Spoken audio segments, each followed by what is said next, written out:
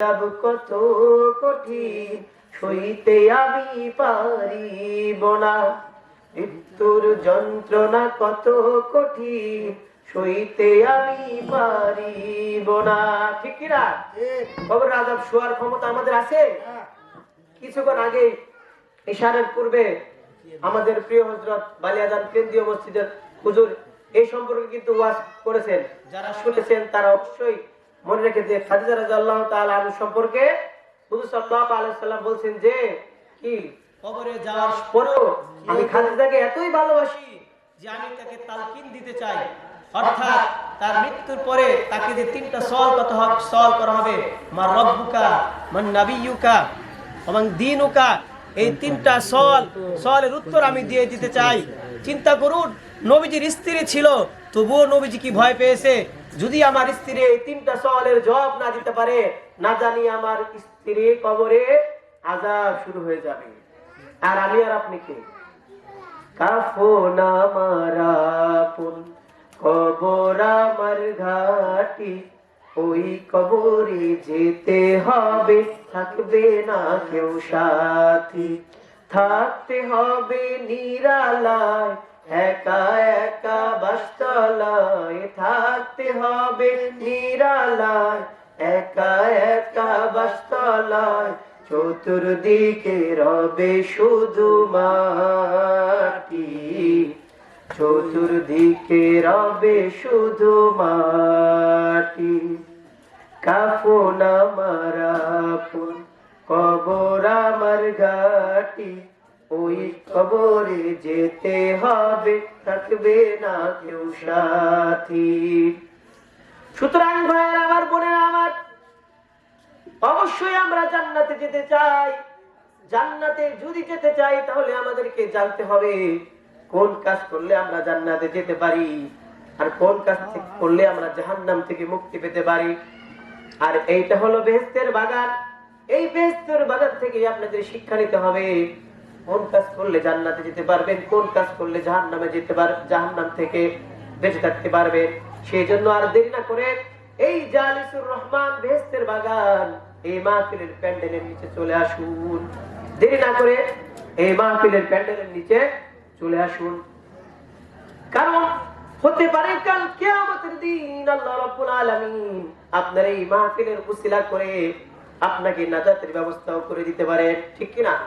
এমন হতে পারে কোরআনের একটা আয়াতের ব্যাখ্যা শুনে আপনার মনের মধ্যে আপনি নিজের বুঝ পয়দা করলেন, তারপরে আপনি তওবা করলেন, তারপরে আপনি সঠিক পথে চলতে আরম্ভ করলেন।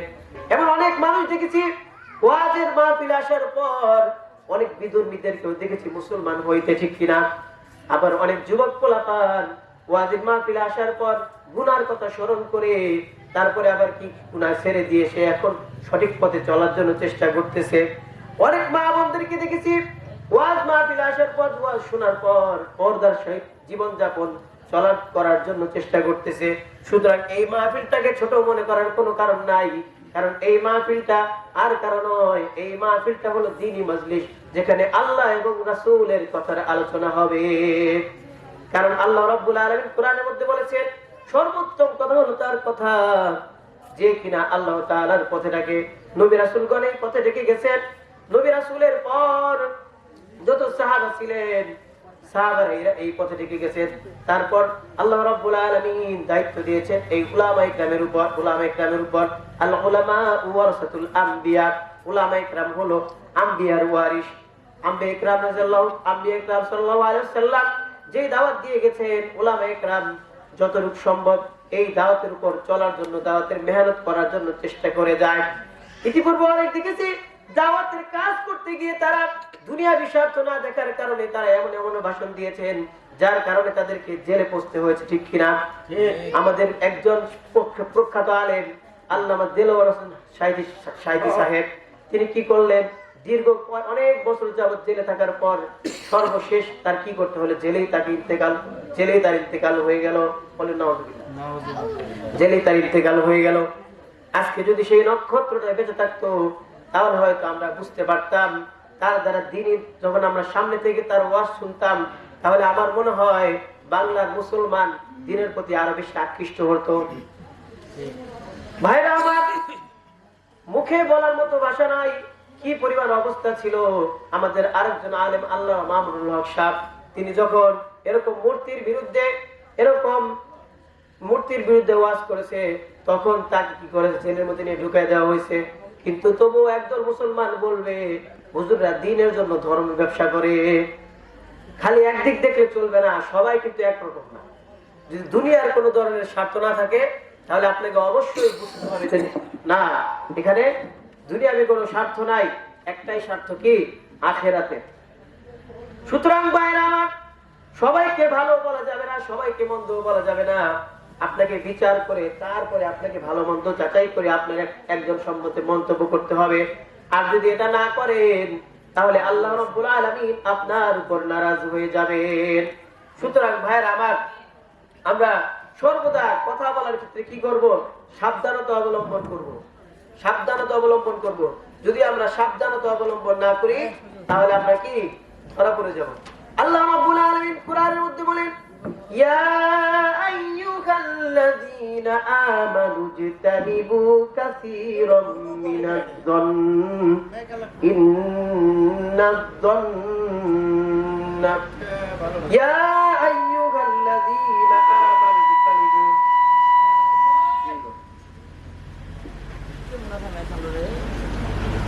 আল্লাহ রাব্বুল আলামিন কোরআনের মধ্যে বলেন, ইয়া আইয়ুহাল্লাযীনা আমানু ইজতানিবু কাসীরাম মিনাজ-যন্ন।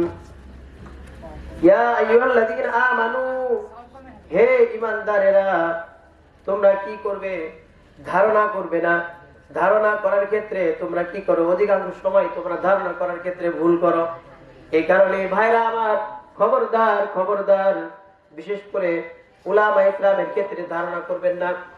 আল্লাহ তাআলা কোরআনে বলেন, ইয়া আইয়ুহাল্লাযীনা আমানু ইজতানিবু কাসীরাম মিনাজ-যন্ন ইন্না বা'দাজ-যন্নি ইসমুন ওয়া লা তাজাসসাসু ওয়া লা ইয়াগতাব বা'দুকুম বা'দা আইয়ুহিব্বু আহাদুকুম আইয়াকুলা লাহমা আখিহি মাইতান ফাকারিতুমুহু ওয়াত্তাকুল্লাহ ইন্নাল্লাহা তাওয়াবুর রহিম।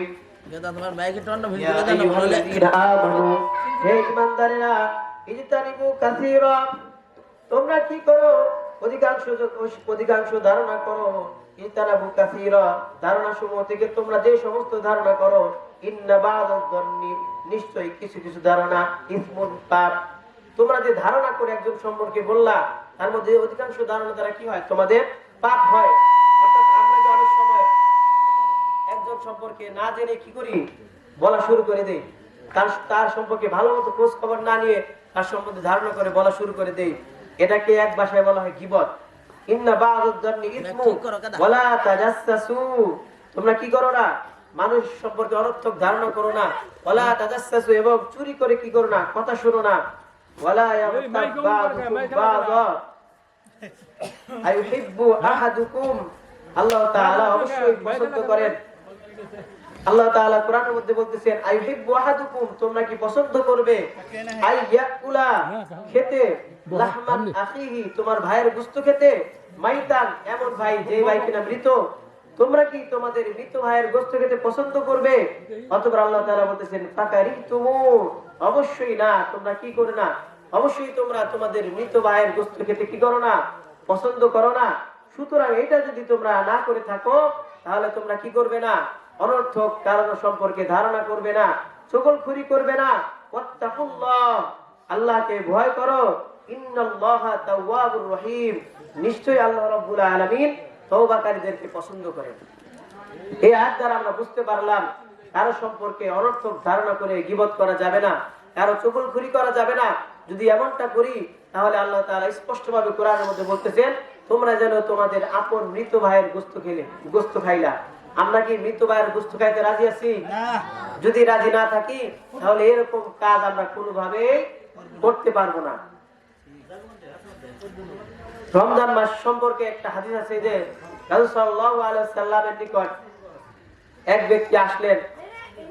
আসার পরে সেই ব্যক্তি বললেন যে, দুইজন মহিলা এমন, তাদের মুখ থেকে কিনা এরকম গোশতের টুকরা বাইর হইতেছে। রাসূল সাল্লাল্লাহু আলাইহি ওয়াসাল্লাম, এরকম পচা গোশতের টুকরা এরকম বের হইতেছে। তখন রাসূলুল্লাহ সাল্লাল্লাহু আলাইহি ওয়াসাল্লাম কাছে যখন এর সম্পর্কে জিজ্ঞাসা করা হলো যে এটার ব্যাখ্যা কি, তারা তো রোজা রেখেছে, তারা তো কোনো কিছুই খায় নাই, তবুও কেন তাদের মুখ দিয়ে এরকম এরকম রক্ত দিয়ে ভরা এরকম গোশতের টুকরা বের হলো, কি ব্যাপার? তখন রাসূলুল্লাহ সাল্লাল্লাহু আলাইহি ওয়াসাল্লাম বললেন যে তারা যার গীবত করেছে, গীবত করার মাধ্যমে তারা যার গীবত করেছে তার এরকম গোশত খাইছে, যার কারণে তাদের মুখ দিয়ে এরকম কি এরকম রক্তের টুকরা এরকম পচা গোশতের টুকরা বের হইতেছে। রমজান মাসে, সামনে রমজান মাস আসতেছে, আমরা এটার ক্ষেত্রে খুব খেয়াল রাখবো যে সারাদিন কি রোজা রাখলাম আর সময় নাই, সময় কাটাবো কি করে? ওই আশেপাশের বাড়ির লোক কে কি করলো, কে যাকাত দিল কে যাকাত দিল না, কে ফেতরা দিল কে ফেতরা দিল না, এরকম বিভিন্ন ধরনের কি কে মার্কেট করলো করলো না, কে বেশি টাকার মার্কেট করলো তার নামে গীবত করবো নাকি, আরেকজন যাকাত দিল না তার নামে গীবত করবো নাকি? এরকম কোনো কাজ করা যাবে না, তাহলে মৃত ভাইয়ের গোশত খাওয়া হবে। হাদিস দ্বারা একটা প্রমাণ আর কোরআনের আয়াত দ্বারা আরেকটা প্রমাণ।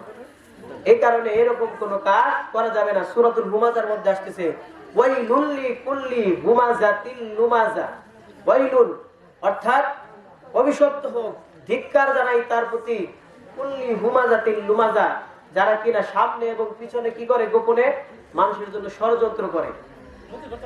অনেকে আমরা কি করি, আমার থেকে একজন একটু ভালো অবস্থায় উঠলে আমাদের কি করে না, সহ্য হয় না, তার জন্য গীবত করে বেড়ায়। এরকম কাজ কিন্তু কখনোই করা যাবে না। এরকম কাজ করলে আল্লাহ রাব্বুল আলামিনের লানত এসে পড়বে। সেই জন্য সব সময় খেয়াল রাখতে হবে। হাদিস শরীফের মধ্যে আসছে আল মুসলিমু আখুল মুসলিম, একজন মুসলমান হলো আরেক মুসলমানের ভাই। আমি একজন মুসলমান হয়ে কিভাবে আরেকজন মুসলমানের গীবত করতে পারি? আমি একজন মুসলমান হয়ে কিভাবে আরেকজন মুসলমান ভাইয়ের ক্ষতি করতে চাইতে পারি? অনেক সময় দেখা যায় এরকম মাহফিলের মধ্যে এরকম গন্ডগোল লাগে যে অমুক বাড়ির মাহফিল দিছে, আমার সাথে একটু মন মালিন্য, আমি কি করবো না, মাহফিলে যাব না। না, অন্তত কোরআনের সাথে আমরা কি করব, এই ঝগড়া বিবাদকে মিটিয়ে দিয়ে কি করব, মাহফিলে আসবো। এরকম দিনের ক্ষেত্রে কোনো ধরনের কি করা যাবে না, এরকম মন মালিন্যতা রাখা যাবে না। আমাদের কি করতে হবে, এই সমস্ত ক্ষেত্রে খেয়াল রাখতে হবে। দেখা যায় বাবা নামাজ পড়ে, ছেলে নামাজ পড়ে না, বাবা ছেলেকে ডাক দেয় না, ছেলে নামাজ পড়ে, বাবা নামাজ পড়ে না, ছেলে বাবাকে নামাজ পড়ার জন্য ডাক দেয় না। এমনটা করা যাবে না। সবাই একসাথে কি করতে হবে, আমল করতে হবে। আমলের ক্ষেত্রে কোনো ধরনের কর্পণতা করা যাবে না। নামাজ পড়ার সময় আমরা কি করব, তাদের সাথে দেখা হবে, তাদের সাথে আমরা কি করব, তাদেরকে নামাজের জন্য আহ্বান করব এবং নিজেও নামাজ পড়ার জন্য চেষ্টা করব। সুতরাং ভাইরা আমার, যেটা বলতেছিলাম, আল্লাহ রাব্বুল আলামিন কুরআনের মধ্যে বলছেন যে কি তোমরা কি করবা না, কারো সম্বন্ধে অনর্থক ধারণা করবা না, এবং এই যদি ধারণা করো তাহলে তোমরা কি যেন মৃত ভাইয়ের গোশত খেলে। আল্লাহ তাআলা আমাদের সকলকে গীবত থেকে বেঁচে থাকার তৌফিক দান করুন। এবং যে আল্লাহ তাআলা বলতেছেন সবথেকে উত্তম কথা হলো এই দ্বীনি কথা, এই দ্বীনি কথা আমাদেরকে বেশি বেশি শোনার তৌফিক দান করুক। আমরা যে প্রত্যেক দিন নামাজের মধ্যে পড়ি সূরাতুল ফাতিহা, আলহামদুলিল্লাহি রাব্বিল আলামিন আর রহমানির রহিম মালিকি ইয়াউমিদ্দিন ইয়্যাকা না'বুদু ওয়া ইয়্যাকা নাস্তাঈন ইহদিনাস সিরাতাল মুস্তাকিম সিরাতাল্লাযীনা আন'আমতা আলাইহিম গায়রিল মাগদুবি আলাইহিম ওয়ালাদ-দাল্লিন। এই নামাজের মাধ্যমে আমরা কি করি, আল্লাহ তাআলা নিকটবর্তী হই। পৃথিবীর মধ্যে বান্দা সবথেকে বেশি নিকটবর্তী হয় সিজদার মাধ্যমে। নামাজ পড়ে সিজদার মাধ্যমে কি বান্দা সবথেকে বেশি আল্লাহ তাআলা নিকটবর্তী হয়। আমরা একজন আরেকজনের বদনাম না করে, আরেকজনের ক্ষতি না চেয়ে যদি আমরা নামাজ পড়ার মাধ্যমে রিজিক হাসিল করতে চাই, তাহলে কি আমাদের কোনো সমস্যা আছে? একমাত্র দেওয়ার মালিক কে? আল্লাহ। আমি যার ক্ষতি করতে চাইবো, উদ্দেশ্য যদি এমন হয় সে আমার থেকে ধনী কেন, আল্লাহ তাআলা থেকে বড় ধনী আর কেউ আছে?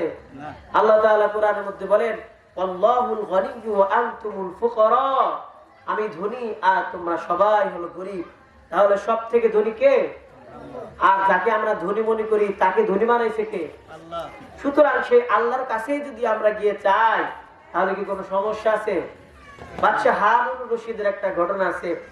বাদশাহ হারুন রশিদের দরবারে একবার এক ফকির, এক দরিদ্র ব্যক্তি এসেছে, কি যে আমাকে বাদশার কাছে যেতে দাও, আমি বাদশার কাছে গিয়ে কিছু টাকা পয়সা চাবো। তখন সেই বাদশার দরবারের লোকরা বলতেছে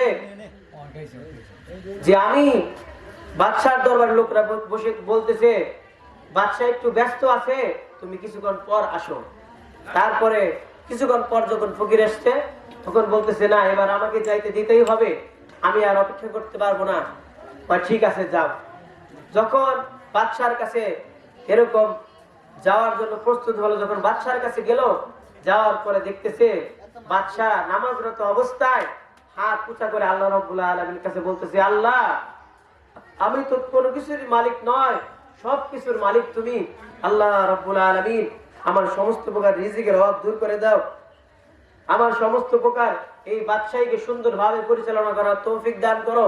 যখন এরকম বাদশাহ দুহাত তুলে চাইতেছে, ফকির দূর থেকে থেকে ভাবতেছে কি ব্যাপার, এ তো দেখছি বাদশাহ, সে নাকি বাদশাহ আর সেই তো আরেকজনের কাছে হাত পেতে আছে, আর আমি তার কাছে কি চাইবো, এই চিন্তা করে কি সেই ফকির বাদশার দরবার থেকে ফিরে গেছে।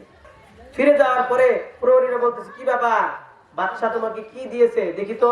তখন সেই প্রহরীদেরকে ফকির উত্তর দেয়, বাদশাহ আমাকে আর কি দিবে, বাদশাহ তো নিজেই কি ভিখারি, আরেকজনের কাছে হাত পেতে কি এরকম বাদশাহ চাইতেছে। সুতরাং ভাইরা আমার, সেই জন্য আমাদের যে মালিক, যে সবচেয়ে বেশি ধনী, তার কাছেই আমাদেরকে কি চাইতে হবে, আর অন্য কারো কাছে চাওয়া যাবে না। কোনো খালিক নেই তুমি ছাড়া, কোনো মালিক নেই তুমি ছাড়া, কোনো মাবুদ নেই তুমি ছাড়া, কোনো মাশুক নেই তুমি ছাড়া, কোনো খালিক নেই তুমি ছাড়া, কোনো মালিক নেই তুমি ছাড়া, কোনো মাবুদ নেই তুমি ছাড়া, কোনো মাশুক নেই তুমি ছাড়া। লা ইলাহা ইল্লাল্লাহ, লা ইলাহা ইল্লাল্লাহ, লা ইলাহা ইল্লাল্লাহ, লা ইলাহা ইল্লাল্লাহ। এই জীবনে তোমার মতো আপন আর কেউ নাই, এখানে ওখানে সবখানে শুধু তোমাকে খুঁজে বেড়াই। এই জীবনে তোমার মতো আপন আর কেউ নাই, এখানে ওখানে সবখানে শুধু তোমাকে খুঁজে বেড়াই। তোমার ফিকির মন হয় উতলা, লা ইলাহা ইল্লাল্লাহ, লা ইলাহা ইল্লাল্লাহ, লা ইলাহা ইল্লাল্লাহ, লা ইলাহা ইল্লাল্লাহ। কোনো খালিক নেই তুমি ছাড়া, কোনো মালিক নেই তুমি ছাড়া, কোনো মাবুদ নেই তুমি ছাড়া, কোনো মাশুক নেই তুমি ছাড়া, কোনো খালিক নেই তুমি ছাড়া, কোনো মালিক নেই তুমি ছাড়া, কোনো মাবুদ নেই তুমি ছাড়া, কোনো মাশুক নেই তুমি ছাড়া।